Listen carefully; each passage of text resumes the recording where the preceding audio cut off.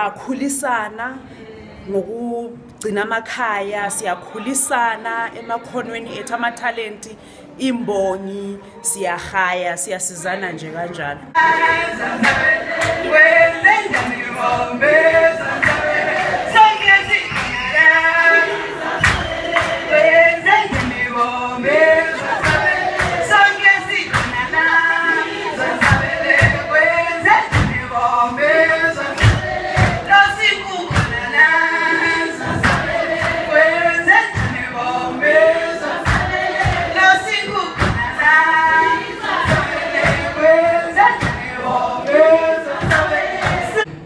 Sikubone kuqhakathekile ukuthi lolu suku lathi silugubhe singomama sindawonye, sibonisana ngempilo nokuthi singenze njani ukuze siphumelele sephambili singomama.